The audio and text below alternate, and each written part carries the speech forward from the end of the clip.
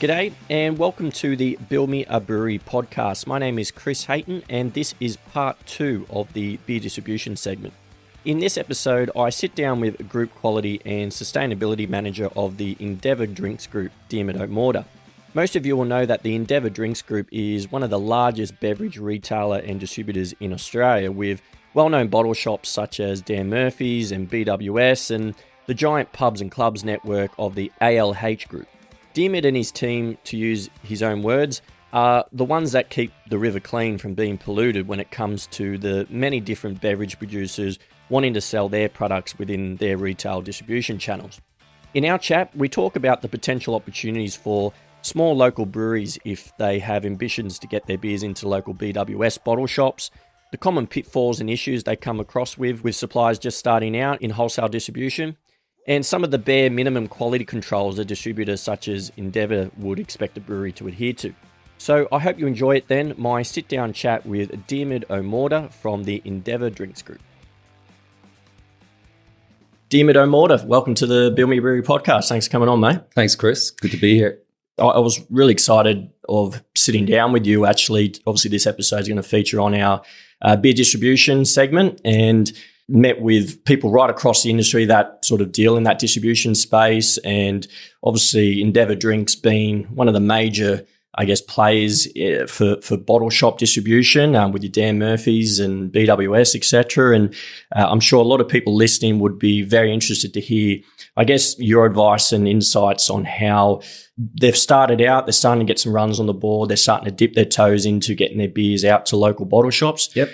There's maybe some opportunities for them to start seeing their beers in your big Dan Murphy shops, BWSs and the like. So really want to get your, insights, especially from that quality aspect, you being the group quality manager for Endeavour. But just before we get into all that, mate, always want to get to know the guest beforehand, Sure. Your background before Endeavour, maybe I know you get across a lot of different categories in the beverage market, so wine and spirits, etc., but anything related to the craft beer space? Yeah, I can just give a bit of a, summary on my career today. I studied industrial microbiology, so I'm a trained microbiologist back in Ireland.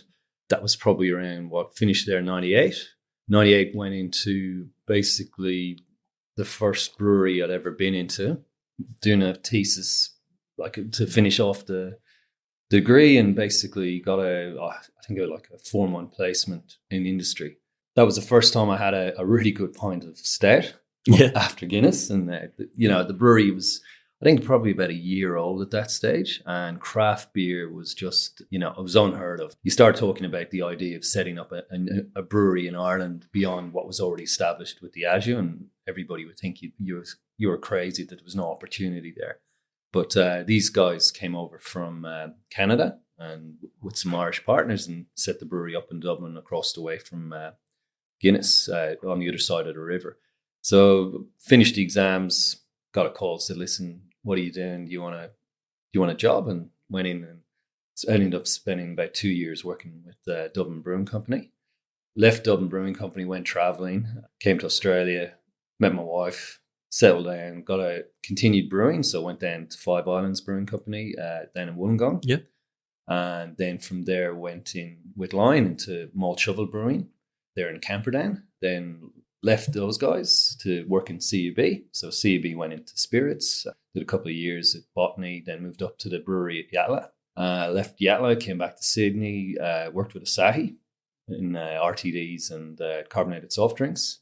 Left those guys, went into production management with Nestle for about 3 years, and then the role came up in Pinnacle. So, and then at that stage, I've been out of the drinks industry for about 3 years. Finished my MBA, and was definitely looking to get back in.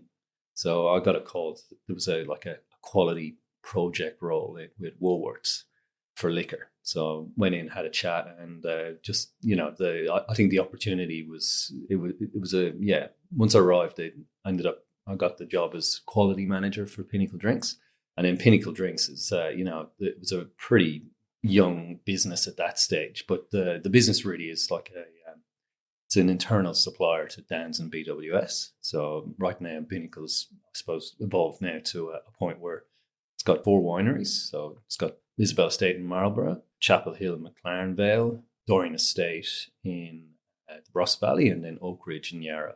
So then it's got all the relationships with the breweries, the distilleries, and other wineries making products. So I got in there, looked after the pretty much the quality end for products there for Pinnacle for about 4 years.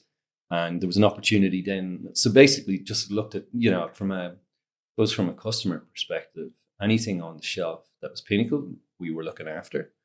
But what we weren't looking at was then what the customer sees, which is every other product. So a customer doesn't really differentiate who makes the product. They're more looking at the brand and what they like.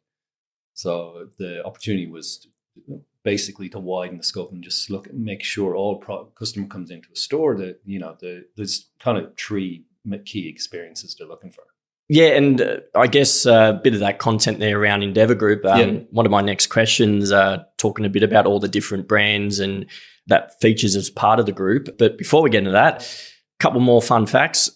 Favourite beverages. I've always phrased it at people about beer or brewery or style. Some people have played Switzerland. But I guess in your situation, you get across a lot of different categories in the beverage market. Yeah. But keen to hear what is something that you normally on a Friday afternoon after you finish work, you go to the bottle shop. What is it normally that you take home? Okay, I think not being Switzerland, but I've kind of my breadth of what I like is quite wide from a beer perspective. I love my IPAs. I love my sours, Belgian styles. I'm pretty into. I do love kind of experimentals. I love the fruit beers. And then, that's kind of, and more and dark ales, imperial stouts, you name it. Like wine's big, I love Shiraz. And then spirits, big into my whiskies and gins. Yeah, nice. Yeah, I think from a perspective of breweries, I definitely recognise Garage Project as one of my favourite breweries. Oh, wow. Yeah, I had the opportunity with... was an IB, an Institute of Brewing and Distilling conference in Wellington a couple of years back, and rang a friend, said, "I'm in Wellington. Where should I go?" And he says, check out Garage Project. And to be honest, at the time, I wasn't aware of who Garage Project were. Sorry, how long ago was this? About 2-3 years ago. Okay, about 3 years ago. So rocked up, nice little spot, the tasting room, and I'm telling you, it was about. I went and sampled 2 paddles. And couldn't fault one beer, and just the styles and how interesting the beers were. One of the most memorable evenings. Oh, excellent! I've had.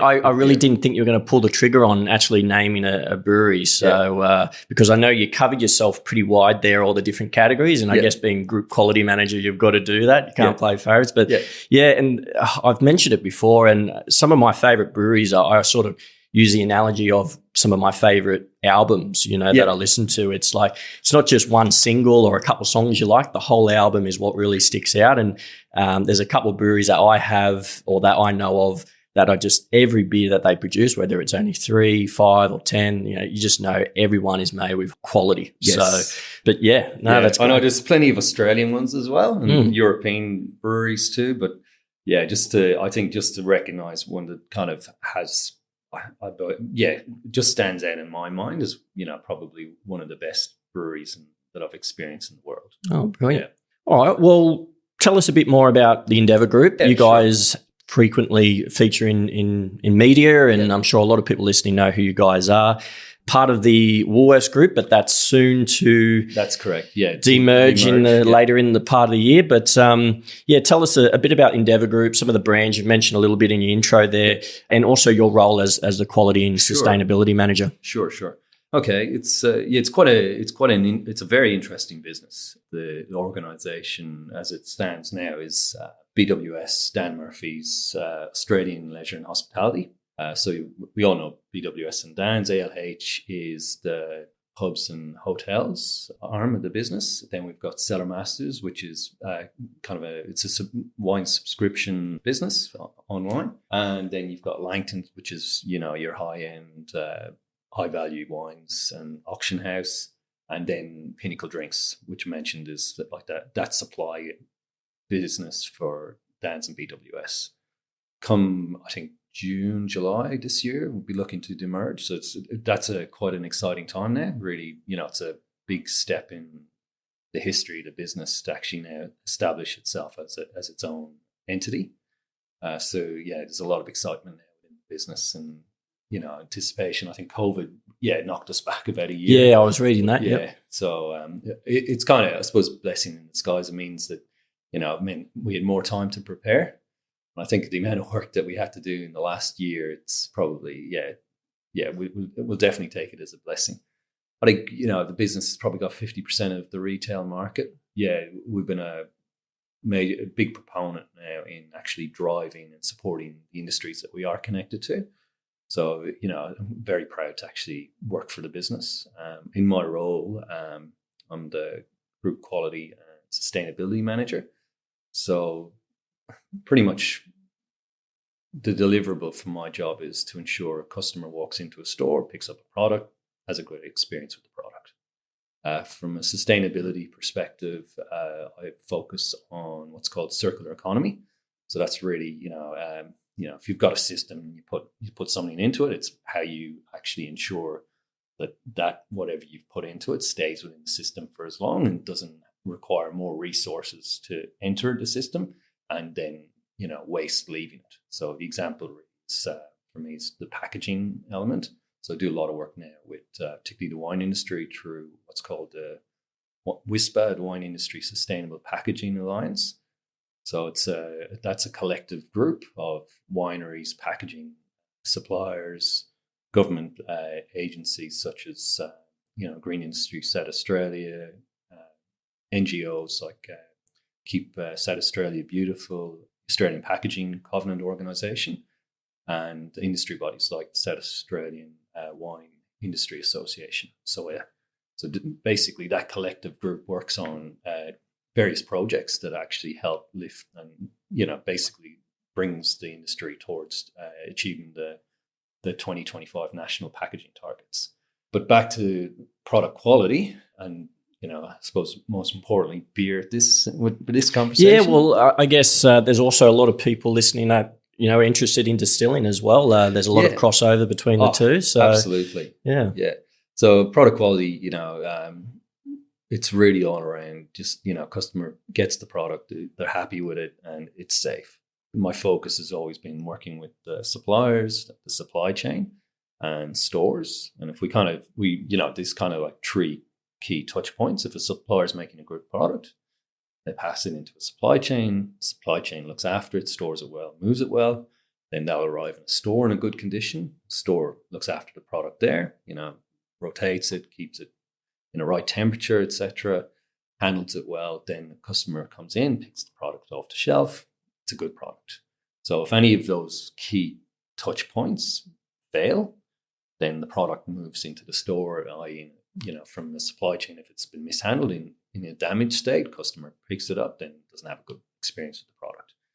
We work a lot with industry as well. I think from a perspective of how we see it, there needs to be a coherent and, I suppose, unified partnership with the entire industry. So that's, the brewer, the distributor, the wholesaler, shipper, and point of sale staff need to all be on the same page. If everybody's geared towards ensuring, that customer comes in, gets a product, their reputation is there, and they're proud of what they do. Customer's going to walk away every time and have a great experience, and that's really what as a retailer, that's our bread and butter. It's the customer. The customer is at the heart of everything we do, and it's that experience with the product that they come to our business for the product. We can give them a really nice place to shop. We can give them really nice people to help them out and store on the telephone, but that's not the reason they're here. They're here to actually purchase a product. So then we get all that right, but if we fail on the product piece, that's the key element of what we're about. Well, I guess an area that is not so much in your control, and I guess this is where your department comes in, is essentially making sure that you've got very strict processes on what brands you take on and maintaining those accounts as, delivering on quality and making sure the final package coming into your shops is to Endeavour's standards. So I guess, that's the area of risk, I guess, that you take with your brand. We do, but I think, if I look in the suppliers we work with, they're, highly capable. I think, we've got about 20 major suppliers that cover quite a large volume of products for us. Craft beer was, picking up and volumes were ramping up, and we were increasing our sale of craft beer products. I think there were a couple of issues, but, these are, like the reality is a lot of these brewers were kind of coming in from home brewing into a industrial brewing. And a lot of these, I suppose, pitfalls that, for young players, they fell into. And that's a good lead into my next question. And is, I guess, what are some of the common mistakes that you would see with breweries dipping their toes into the wholesale distribution market, especially on that craft side? I think some of the key ones really would be, number one would be packaging. So there was a stage where your craft beer would come in a bottle, and that's kind of that was the expectation that, if it came in a can, it was a lesser product. But once cans started getting a foothold in the craft beer market in the US, it just kind of moved around the globe, and Australia wasn't exempt. So then we started seeing a lot more canned product come into the business. The issue there was just simply seaming. Canning machine isn't like a toaster. You stick in your toast, you plug it down, walk away, come back a minute, and you got a piece of toast. You don't stick your beer, feed your cans into your seamer and, fill your cans and just walk away. There's stuff that you need to be aware of, that monitoring and checking to ensure that that product is consistently sealed the way you need it to be. Yep. So what we found then, we were getting quite a large number of issues with just leaking cans. So we did a lot of work with the industry on that. So suppliers, we made them aware. We had some really good resources from industry on standards for can seaming. So that's the information we openly shared with the industry and with our suppliers. So if we felt that there was an issue, we'd ensure that we would work with them to help them fix their issue and kind of highlight to them then some of the gaps. Worked with the IBA, so the Independent Brewers Association, highlighted to them the concerns we had and the issues we were identifying, so then they could get more information out to their members as well. And, touch wood, the number of issues we've seen in that space have dropped considerably. It's pretty much a very unusual day to actually have an issue now where we're seeing leaking cans. I think when it's still, it can still pop up, and generally it's a lot of time it is a new brewer coming onto the scene. So, as much as we've kind of been able to help educate the masses, the newcomers still kind of have that, I suppose, risk of making the same mistake.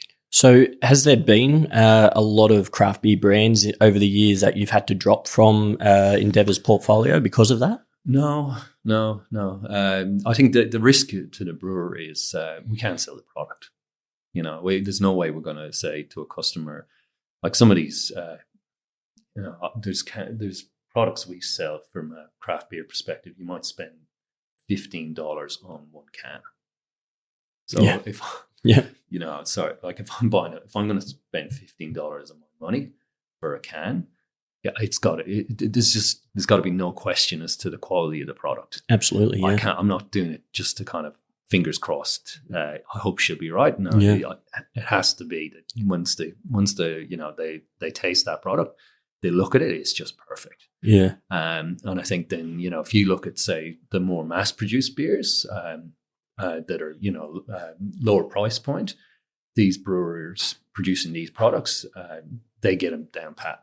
Consistency's there, the quality's there. They've got tight specifications on it. There's never an issue with these guys, and the volume of product that we'd sell in from a volume perspective is much higher in that space, but the value is lower from a point of sale perspective, but the quality is just we rarely get an issue there. So I think when you look at it the other way, you're talking a really high value product, yet you can get so many issues.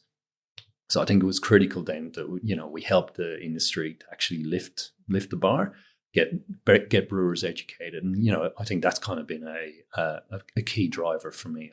Having come from the industry and growing up brewing, when I started brewing, I didn't know the first thing about brewing.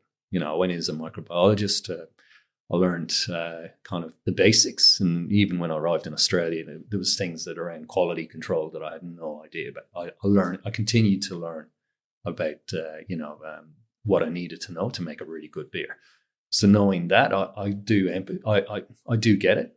So I can talk to brewers around the challenges that I know that they're now facing, particularly the ones that are stepping into it by themselves, and just knowing that support network that's available now and getting them connected with it. I think you look at the industry today, and it's just you've got hundreds of breweries, you've got thousands of people employed in the industry. You've got really good, the Independent Brewers Association. You've got a really good association that's supporting brewers. You got the Institute of Brewing and Distilling, which is educating. You got I think personalities like VB that's just kind of driving quality, and it's not just it's a job. These guys are passionate about it. They love the industry, and it's a great industry, great people. To have it, and I think that's what I wanted to get back into it, because to be able to say it's the best job, and it's the best job I've ever had is right now. I just love the people in the industry. I love the people in this business. I just wouldn't imagine being anywhere else. So, taking that passion and that love for the industry, I just want to see that newcomers into the industry get that too. And then, we help them. Because like I said, with if we're unified together and we work towards a common goal of ensuring a really good product, customers going to have a great experience, but the industry benefits. We keep it healthy. Yeah, perfect. And just to clear up for some of the listeners, that personality you were talking about that's driving quality in the industry, VB, that's Dan McCulloch, not VB the brand. That is Von Beer he goes by. But yes. Perfect. Well, and I guess leading into what Endeavour looks for when it comes to taking on new beer brands or new beverage brands, what are some of those things that I guess I'm sure there's things on your radar, like either you've got beer brands knocking on your door, or you approach them because there's a lot of customer demand or trend going there. How do you guys approach bringing on new brands? Like at this stage now, it's kind of business as usual. We've got range reviews. We've got if a brewery is interested in ranging with us, they can present their beer. We've got people like so Billy Ryan's our category manager now for craft beer, and Michael Latham's I suppose like we've called him our local champion. So Michael was one of the key people in actually driving the business to bring local craft into the business. That was a really interesting model actually, where normally the issue would be how much stock do I need to be able to supply a distribution center, and the distribution center moves that product into the stores. We established what was a direct store delivery model. So a brewery, so say for instance, you got some great breweries in Marrickville, and quite a number of them now are actually, we work with them. So they would brew their beer, package it like the same day, maybe a day later, get whatever order was up, and direct deliver to the store. So from their brewery straight into the fridge. Yeah, perfect. So you could walk in as a customer and you'd pick a beer up and out of our store, and it's been brewed, or it was packaged probably 2-3 days ago. Yeah, nice and fresh. Oh, it's fantastic. Great model. And then, sometimes with longer distribution chains into distribution center, time, you do add time onto it. So time is, I suppose, the enemy of a fresh beer. The older a beer is, the more aged it is. Some beers benefit, but like a nice IPA, you want it as fresh as possible. Absolutely, especially with some of the new innovative ones coming on the market, like the hazies and all that. I mean, the shelf life on them is pretty poor. From what I've been told. So. It is what it is. I think the industry kind of had a rule of thumb on 12 months But, we looked at some of the beers and, we actually went and spoke to the brewers and said, listen, is 12 months really practical on this? Because I think there was this kind of idea that we needed 12 months for our business. And that's not correct. We again, it's back to the customer, what can we do to that customer walks into the store, gets the product online, gets it delivered to them, whatever channel that they're working through. They get that product and they drink it and they have a great experience. If we're going 12 months, because line in the sand, they get the beer, they drink it, and it's 11 months old and it tastes terrible. We've failed. That's not what we're here for. So a number of the breweries now have basically slashed their shelf lives to 6 months. So we'll still get the product in quite fresh, and within if it's not sold in 6 months, we get rid of it. So we're guaranteeing to the customer that, preferably I'd want to drink a beer that's a couple of weeks old to 6 month old beer, but still a 6 month old beer with somebody styles and well cared for, can still taste quite nice. Right. Yeah. Because there's different sort of ways that they can chuck a label on the shelf life of a beer. There's the best before date, and then there's also just when it was batched or packaged. Yes. So gold standard is, so legally must have best before, because if the product's got less than 2 year shelf life, food standards code legislation says it must have a best before date on the product. And, from a customer perspective, if you just tell them when it was packaged, you can work it out, but can you know when not to drink it by? So I think the best before date really is the brewer taking the responsibility to ensure that the customer is going to have a good experience with the product, and telling them once it passes that date, forget about it. It's not how I would want to drink it, and that's not how I'd like you to drink it. The packed on date's really good then, because then you can actually then calculate how old the beer Get is. an idea. Yeah. Because then if you go up against a brewery that's pasteurized their beer and it's really quite shelf stable, it's not hop driven or anything, and they've got a 12-month shelf life, and then you've got a beer that's 6 months shelf life with only the best before. Even though, your beer might be a month old and their beer might be, 5 months old, your beer's always going to look like it's the older beer. It's going to hit its best before date sooner. So the packed on date and the best before date together, that to us is the gold standard. There's quite a number of breweries now that have adopted that standard for their packs, and it's great for customers because they know how fresh the beer is. It's great for our teams because they know when to stop selling the beer as well. So we'll then, we'll be doing our stock rotation, see the beer that's passing, we'll know if we need to get rid of it. And again, back to customer has a great experience with the product. Yeah. What we're looking for with breweries is really, it's a partnership. So I think if the breweries are keen on it, they're proud of the product they make, they've got a reputation, they have a drive to make great tasting beer, and they want to share that beer in that, the beers that they produce with the public. Yeah, we want to facilitate that. I think the challenge for breweries is mistakes happen. I think the analogy I use, it's like a supply chain's a river. It flows generally one direction. So from the mountain to the ocean, we're positioned at the ocean. We're pretty much at the final end of the river to where the customer gets the product. If anything happens upstream, the river gets contaminated, it does flow into the ocean. And that's where we'll pick it up. Our job as a QA manager is to keep the river clean. And that's why he got quality all the way through the supply chain as well. You'll have QA managers working in breweries, in supply chains and retail. But, so mistakes happen. We work on fixing them. We continuous improvement mindset. We work with the suppliers and understanding what the issue was, how to fix it, and get the corrective actions in place that we're not seeing the same issue again. I think the challenge would be then if there's brewers that don't care for that, thinks that she'll be right. It's not really an issue.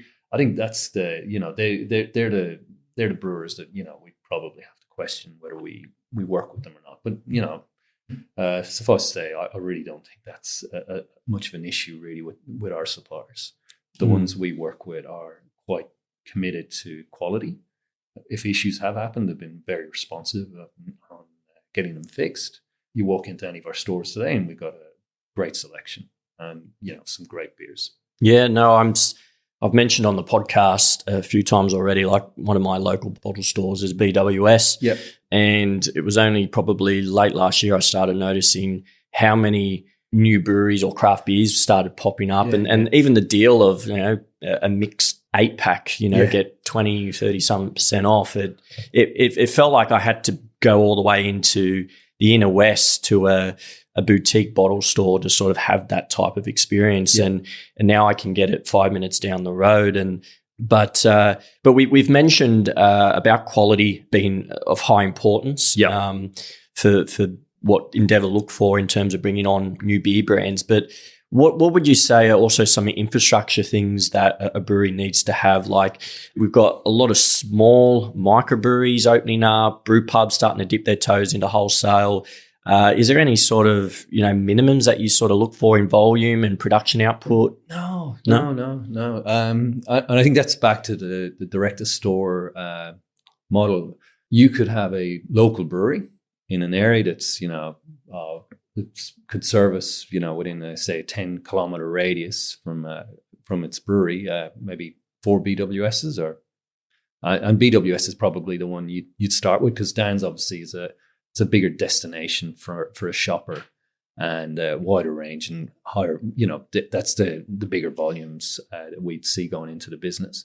But, from a BWS perspective, BWS is like your local convenience. Yeah. Well, it's always attached to your local butcher, your local Woolies, your local hairdresser. It's sort of like you said, and that's really interesting insights because I always had this impression, and it's probably like you said, the change in the model, that it seems like any local brewery, as long as you've got high standards around quality and some sort of minimum infrastructure things in place, sounds like anyone can feature in a BWS store. Absolutely, yeah. And I think the challenge, obviously, from a store perspective, is that they don't have rubber walls, so space is there's always an element of space on what we can and can't, how much we can range. But there's a drive. And that's kind of where, we've been working for the last couple of years, really, is that drive then to actually get local product into stores. And it's been very successful. Like, I think if you go to Marrickville Metro as an example, pretty much every craft brewery within that Marrickville craft hub area is featured in that store. And those breweries are delivering that beer directly fresh into that store. So that model just basically is replicated right around the country.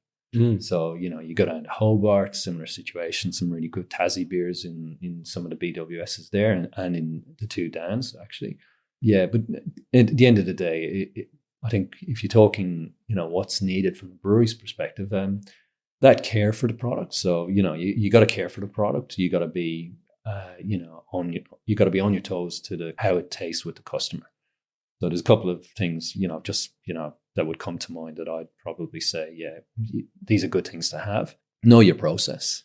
Okay. So brewing's doesn't change much. When you set your process, you got a recipe, you follow the recipe, you get your outcome. And if you follow it correctly each time, and the process is the same, you control your variables, you should be able to get a consistent, high quality beer out of that process every time.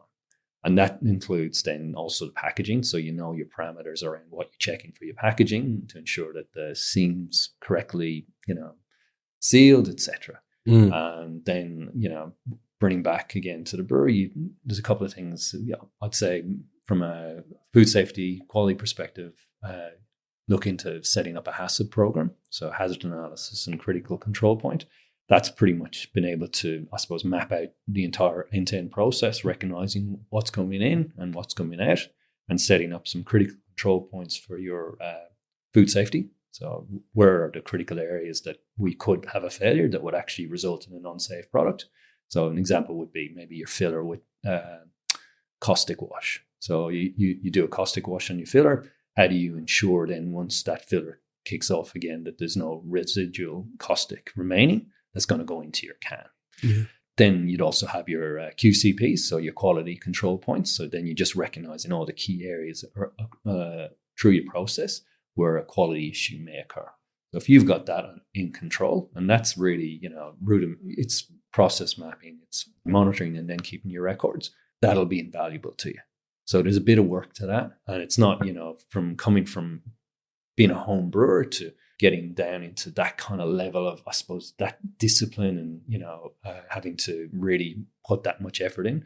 That can be a challenge for a newbie. But the outcome there is the consistent, high quality product you will be able to get. And then and also the ability to know if an issue is occurring, that you can act on it there and then. Because the last thing you want is, right, I look back in my records, I've just had a withdrawal, there it was there. So if you're monitoring and you check that it's now something's out of sync, you can act on it there. You don't want a situation where I've got to give you a call and say, listen, unfortunately, we've got an issue with your product and we've got to take it off shelf. Because it's, it's not something we want to do. But again, like I said, it's all about customer. So customer, we know there's an issue. Customer's not going to have a good experience with the product. We will not sell them that product. Yeah, that is our reputation, and that's our promise to our customers. Customers can come into our store and know that they're going to spend $15 on a can of beer and not have to cross their fingers. So that is, that's what we're about. You mentioned, we've spoken a bit about some of the common faults you see, and obviously packaging seems to be one of them, leaking cans and product. But Dan, or VB, he's spoken about some issues in the industry with re-fermentation in products. I think the correct term is diastaticus. Well, one of those things where things re-ferment. We're looking at what's be called a secondary fermentation. Right. So obviously you got your primary fermentation with your yeast, or you might use a bacteria in certain circumstances. But with the primary fermentation, that's really you converting your sugars into alcohol and carbon dioxide. At the end of the fermentation, it's shut down. It's, you prep your beer for, conditioning, bright beer, and then package. If there is microbial contamination in that product and a food source that is either readily available, like the sugar, or if it's a particular, you mentioned diastaticus, where it's got the capability to actually access unfermentable sugars and basically convert them into fermentable sugars, then there's that food source available. That then, if there's residual Saccharomyces cerevisiae, so brewer's yeast, then a secondary fermentation can occur, and it can be quite dangerous. So what you're looking at is again the buildup of alcohol. So your alcohol by volume statement on your product will be incorrect. Yep. And the other element to send out is carbon dioxide. So you will actually have a buildup of internal pressure in that package. And unfortunately, then what we've seen is these packages rupture and you get an exploding can.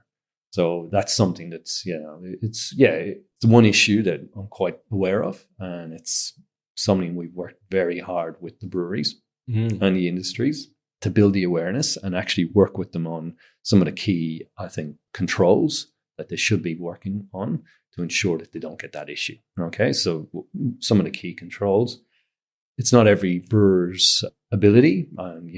Finance is an issue sometimes, and and a lot of times as well, it's more around, I suppose, that perception of what it can do to the product. But pasteurization is probably one of the best controls. You're talking about a process where it actually goes and kills the living organisms that may still be present in the product. You've got a product there that's stable. Other ways, sterile filtration. So they'd be one of the two key mechanisms. But then it's, ensuring that you've got the attenuation levels down. So you've ensured that fermentable sugars have been exhausted, so there's no food available, and good microcontrol. So if you're testing and doing your ATP testing to ensure that there's nothing live in the product, and you got some good assurity that the product you're putting out to market is safe. Positive release process would be good. So when you finish packaging, do your micro testing, however long it takes. While you're waiting for the results, the product doesn't leave your brewery. The test comes back okay, then let it go. So you don't want to be doing it and then going, now I've got an issue, because once it's in trade, there's nothing else you can do from there. You putting your reputation at risk. I think you're putting the industry at risk, and most importantly, you're putting the customer at risk and our store team members as well, because there's other people that have to actually handle that product, either put it on the shelf or to purchase it. And the last thing you want is that person picking the product up and it blowing up in their hands. Yeah, like if it's a glass bottle, it could, worst case scenario, you could be looking at an eye injury, a ruptured can, you could be looking at stitches in your hand. So it's just, it's not good.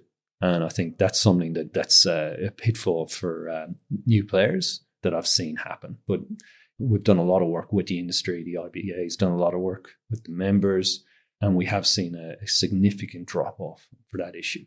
And I look at other markets like the US, where it just seems it's a bit more prevalent. But, it's never to say that the issue's been addressed forever. It'll always be a risk because of just the nature of how it occurs. But I think having those key elements in place, like your holdback, your monitoring, your stabilization, will help. Yeah. Well, you're also seeing a lot of craft breweries trying to be innovative with some of their beer styles, where they chuck anything and everything. They're either heavily late dry hopping or chucking fruit puree, God knows what. You're seeing those sort of adjuncts re-fermenting late in the product. And I think then all you need to do is jump on the food standards website and look at let's look at the last 12 months and the recalls we've had. And if it's a beer, generally the beer's been recalled because of the secondary fermentation, specifically because there's a risk that the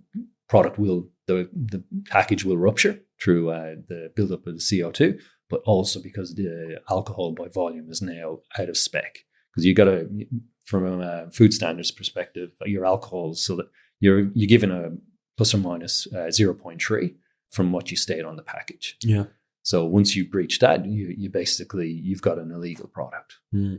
Well, there's some great takeaways there, especially around quality. And I'm sure a lot of people listening have aspirations, myself included, starting maybe small in a brew pub type model with some aspirations of some local wholesale distribution. You know what I mean? And it's really interesting to know, especially BWS's, that local model, and that any BWS that you find around the country seems to just embrace any local brewery as long as they're willing to sort of come to the table with what we've talked about today. Absolutely. But moving on to some industry insights, Diarmaid, there has been some interesting news that's come out recently. I think Brews News were the ones that leaked it, but it was around this, the Queensland Health District survey on a number of breweries, especially in that southeast Queensland region. A number of beers in that area were sampled, tested, and had come back to be ABV non-compliant. So some that were even over a full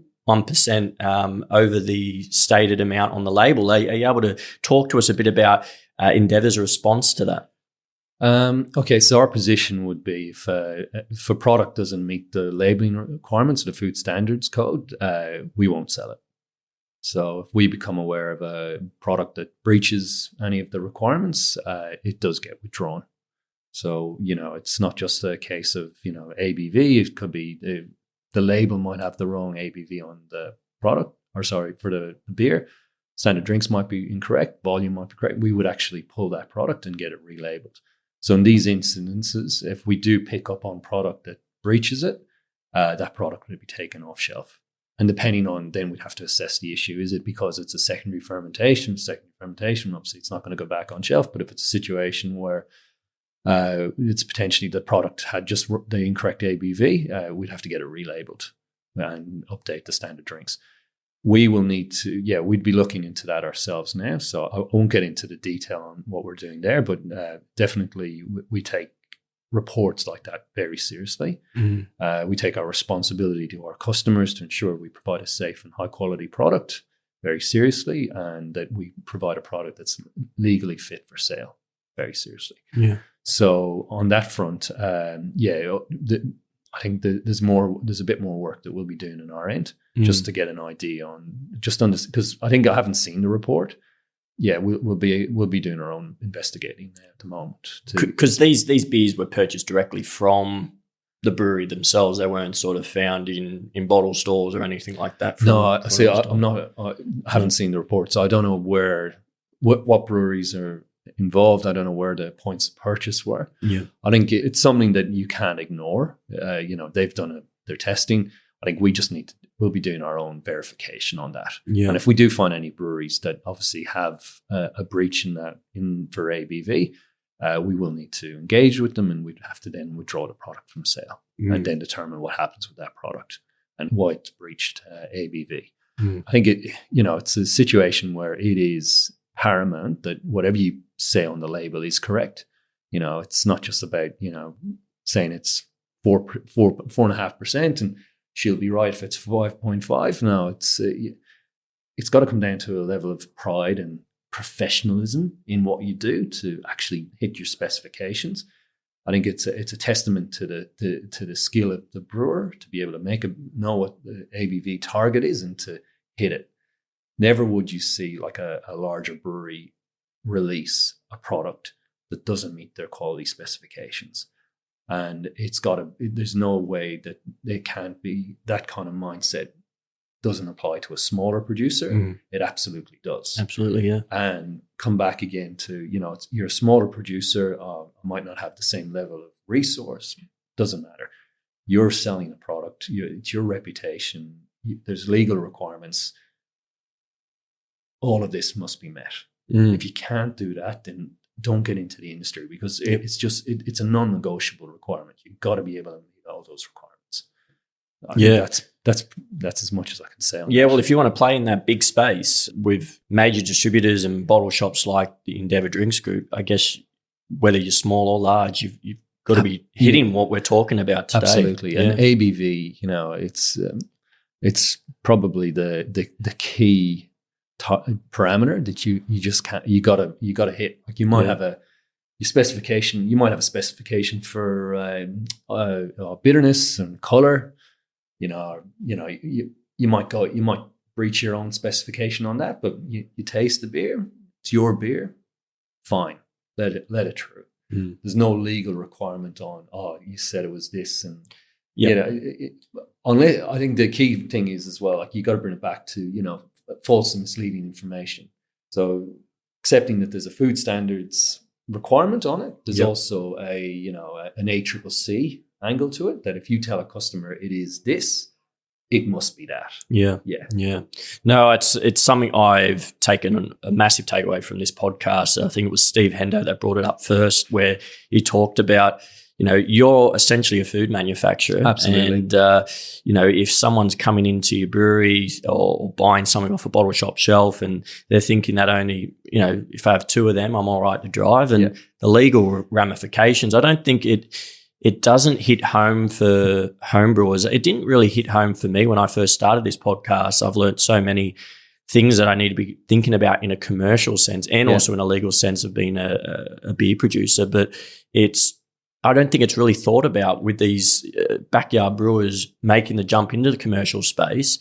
Hopefully this podcast and a lot of things like the IBA are sort of trying to drive home. Absolutely.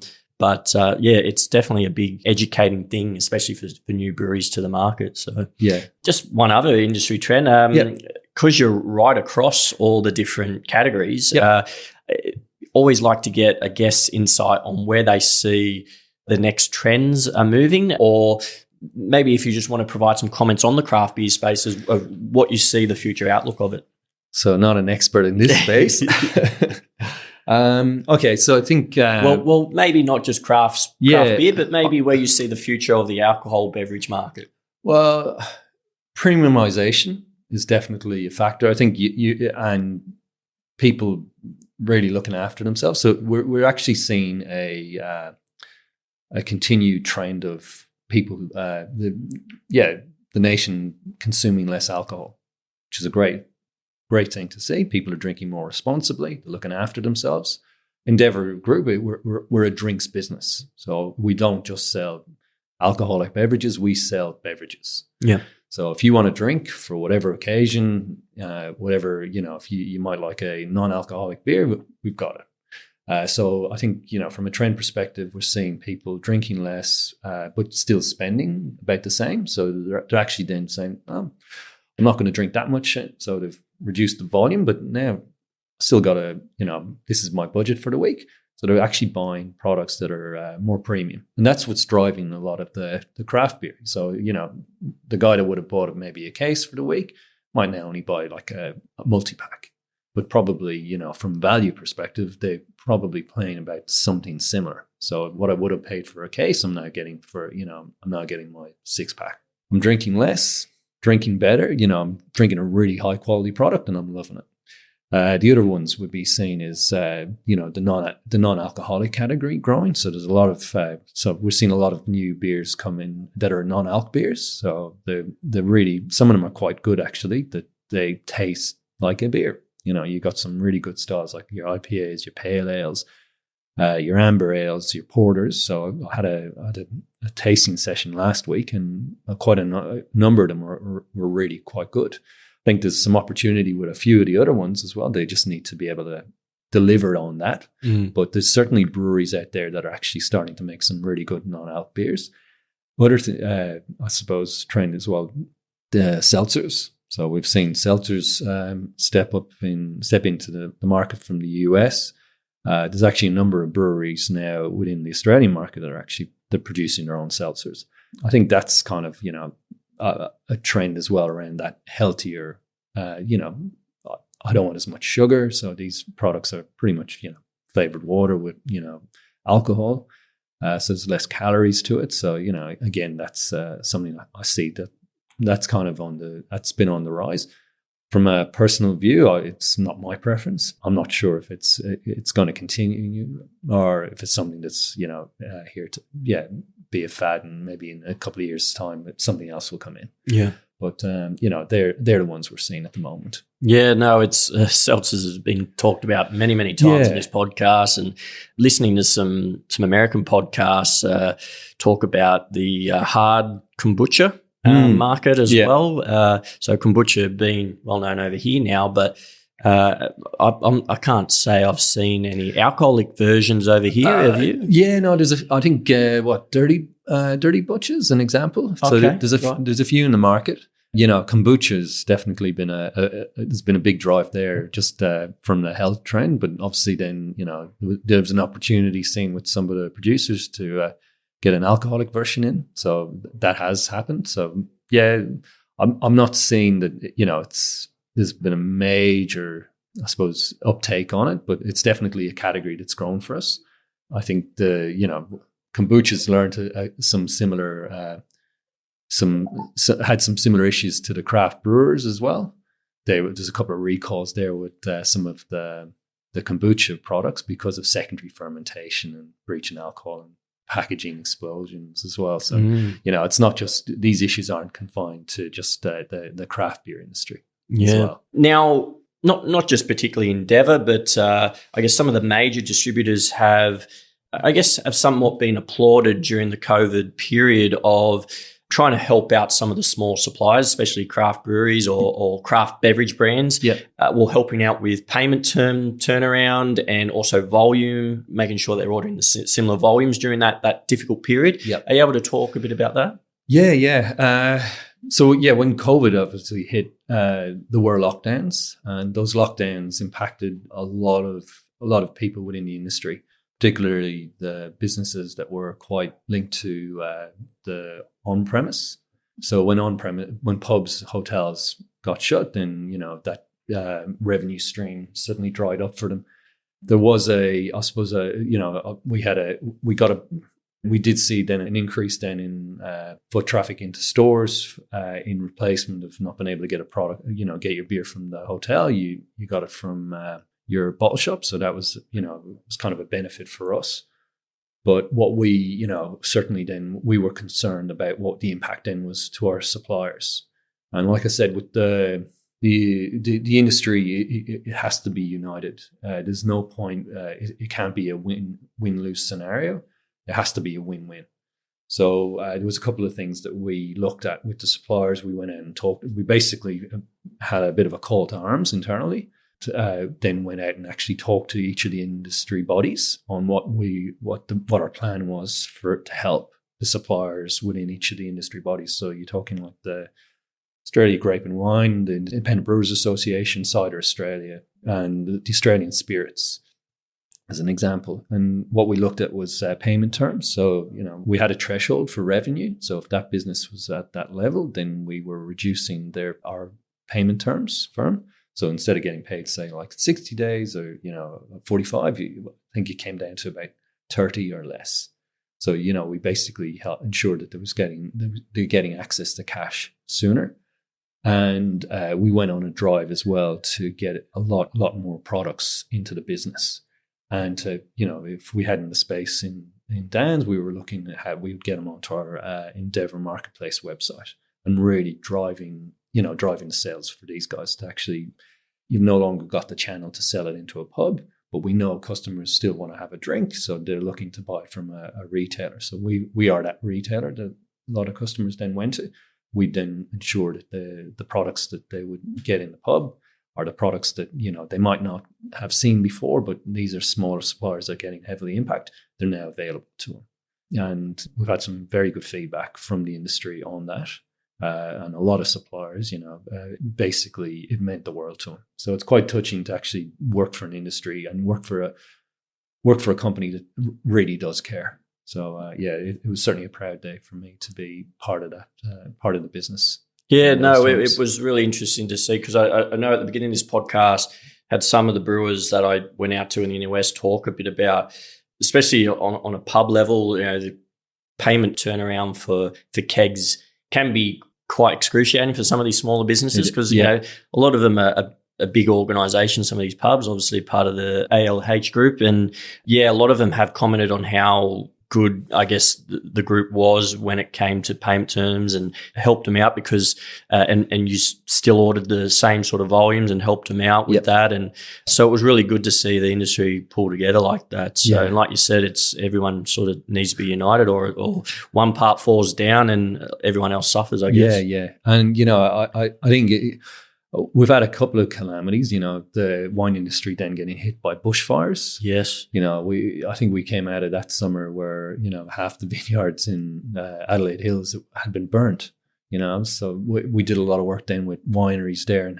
what juice we could buy. And then, we're helping to bring in products that some of the distilleries started working with grape growers to, produce to actually utilize those smoke taint affected grapes. Yeah, well, I had James Harves from Yuli's Brews on, and they did a very interesting hybrid beer wine. I don't know if you heard about it, but I can't remember. I think it might have been out of Mudgee where the grapes came from, but they were all smoked affected. And they basically bought a whole heap off them and created some seasonal wine. It was amazing what they did. And I think, and that's a great example where, again, the industry's helping the industry. It's not just, that's a brewer stepping in to help a winemaker. So, I love it. Yeah. I think it's testament to, where people's, I suppose, mindset is and how they want to engage within the industry when they're a part of it. And, I think my role, again, as quality manager is pretty much how I engage with the suppliers, with the industry to ensure that they're making a great product. If they're making a great product, we can sell a great product. And so it continues. If they don't make a great product, it can end the relationship, and then it doesn't benefit. So I think, if you got a local brewer who's making great product, we're able to sell it, that's helping that locality, because you got an employer, they've got people working for them, and, it's just, the circle of life continues. Yeah, perfect. Well, really appreciate your time, Diarmaid. And I've mentioned a couple of times some great insights there on what new breweries can consider, even established ones, looking at, dipping their toes in the wholesale distribution market, especially in their local area. Any closing thoughts and advice you'd like to part ways with? I think nothing that I haven't mentioned already. I think just to, recap that it is a united approach, that it's a partnership between, you look at the entire value chain. It is the grain growers, the hop growers, the guys looking after your yeast. They're doing it well. Then the brewery gets the ingredients to make a really great beer, and they care for it, and they're on top of that. Then it's working well with a supply chain. Then it's working well with the retailer. Customers will get a great product. And as long as we maintain that, then, the industry is healthy. If the industry gets into a situation where we, I suppose, get lazy, we kind of drop it from our side or somewhere else, that can have a detrimental effect. I think it's been an amazing journey to watch the growth of craft beer in Australia. So when I arrived in, back to my time in Ireland, I think when I started, it was maybe 3 craft breweries in Ireland. There was one in Cork, one in Carlow, and one in Dublin. And, I think now there's probably over 100, which is amazing. And some of the guys are making great beer, and it's a great industry. The connection people have with their local brewery now, some of these places, they become real community hubs. Yep. Where I live in Inner West, there's my local brewery. It's Wayward. Yeah, you're spoiled for choice. Yeah. But no, you get there and you got your dogs, and you meet some of the local characters, and you have a chat, and you share a beer. Where else? What other? I don't know. That's the kind of industry that I'm proud to be part of. So I think anything that helps ensure there's longevity there, that we support it, I'm proud to be part of that.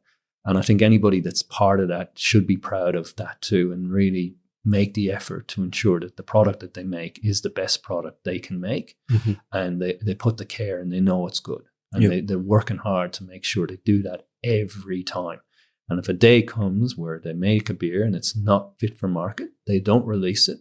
They take it on the chin and start again. Mm. Make another beer, make sure it's right, send it out. I think the idea of, sending out sub-quality product into the market, it's not good for the brewery, it's not good for the industry, and it's not good for the customer. Yep. So you need to be on your toes.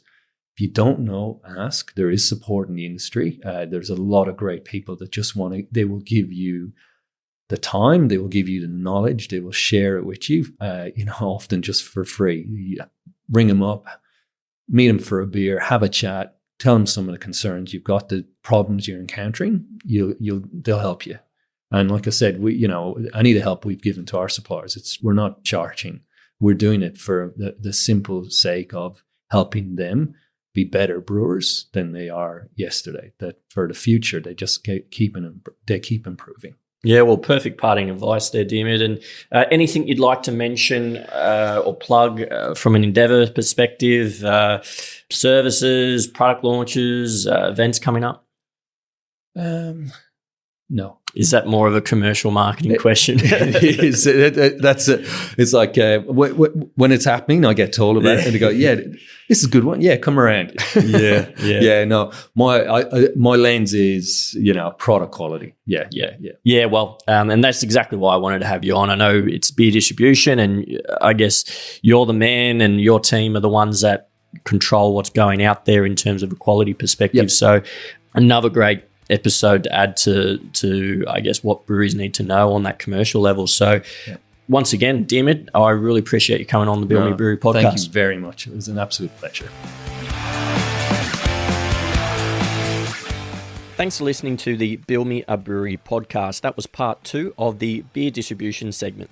Part 3 of the segment, I chat with Brian Sorkia from Ready Set China, who is an import distributor of Australian and international beverage brands into mainland China, and provides some amazing insights on how breweries can tap into the growing Chinese craft beer market. As always, if you are liking the podcast so far and find the content useful, please give us a follow and rating on whatever platform you're listening on.